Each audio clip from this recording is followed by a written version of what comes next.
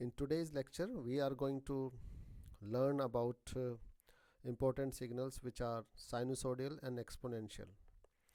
So basically, if we have to represent a signal x of t equals to a cosine, you can use sine wave also for that purpose, omega t plus phi.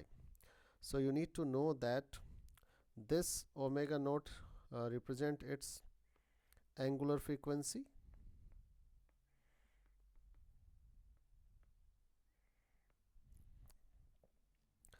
and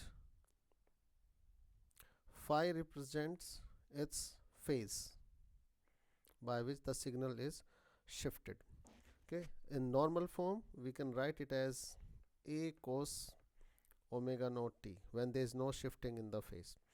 Okay, now the thing is that this is angular frequency, so if we have to find the time period, or we have to find out the frequency of the signal, then omega t is basically, for a sinusoidal signal, it's always a time period of 2 pi. So we always say omega naught t equals to 2 pi. Then we can say t will be equals to 2 pi over omega naught, and if we need to find the frequency of it, the frequency will be equals to 1 upon t, which then will be equals to omega naught over divided by 2 pi. Now going further, if we need to represent this signal in the form of a complex domain, so you remember that for a complex number,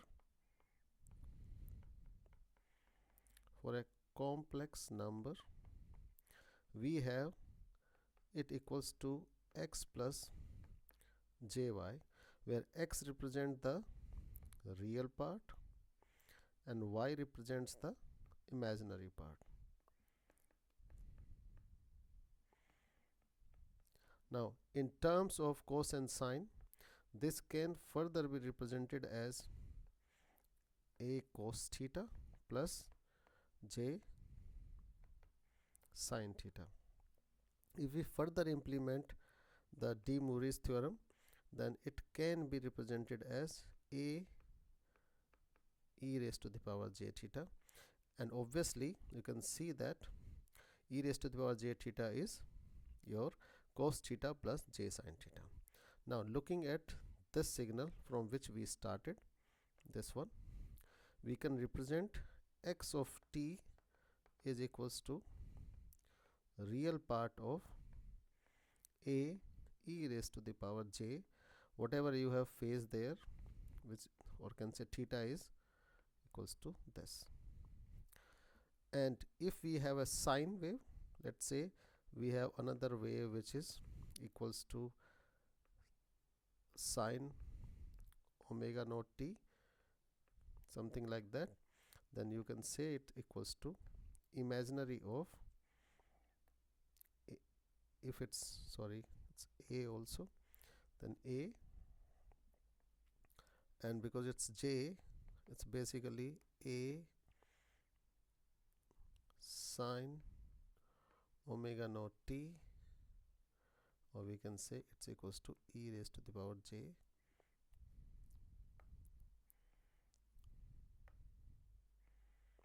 pi by 2. Okay, so we can say that it's equals to a e raised to the power j omega naught t plus pi by 2, imaginary part of this. From where this came, this is the change in the can say phase. Instead of using a phi there, we used a term which is as j, and j is basically, if you see, what is j? J is equals to, if I say cos pi by 2 plus j sine pi by 2, then cos pi by 2 is 0, so it's j into sine pi by 2 is 1, so equals to 0. So from where this came.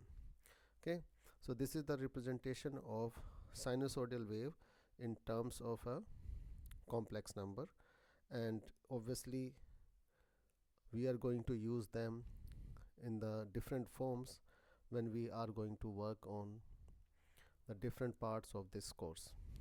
Then another important signals are your exponential signals. Exponential, and they can be real and imaginary both.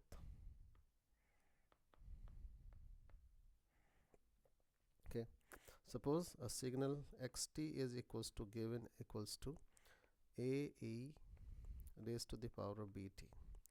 So this signal can have two ways by which you can plot this signal depending upon the value of b, if b is greater than 0 and b is less than 0.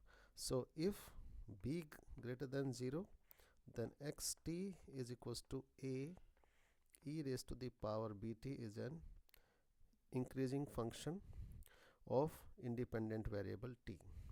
So what that means is that if we have to represent it in the form of a waveform, it's t, then xt is here, and you have to represent it, then it will be of this form. It keeps on increasing while you will increase the value of t, because b is positive, so it will be a factor or a constant which will keeps on multiplying with the values of t. Now if b is less than 0, then x of t is again equals to this, but it will be a decreasing function of t. Decreasing function of t means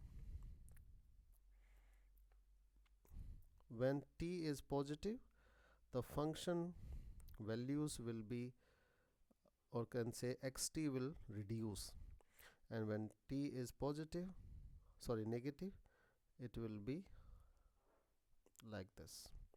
The curve will be like this. Again, for both curves, this point is 1 and this point is 1, means t equals to 0. This point is t equals to 0. So this is your exponential function in real form. Now if an exponential function is given to you in the form of a complex, or can say a complex exponential function is given to you, then this signal is always periodic. Why? Because its form came from cos omega naught t plus j sine omega naught t. Okay, now we know that cos is always a periodic signal and the time period is 2 pi, multiple of 2 pi, and sine is also a periodic signal, 2 pi. Okay, so this signal will always will be a periodic signal. So we can say that we are going to learn more about periodic signal in the next lecture. So it will be e raised to the power omega naught t. So let's say it is periodic with a time period equals to t. Okay, so we can say that e raised to the power j omega naught t is equals to, for a periodic signal, capital T. So from this equation we can say that, and it is only possible for the values of omega naught t equals to multiple of 2 pi, and where the time period will come out to be omega naught m, and m is equals to 0, 1, 2 and so on. Okay, so depending upon what values it forms in the question, it will have different values of m. In the next lecture we are going to look at different signals which are periodic or maybe not periodic. Thank you.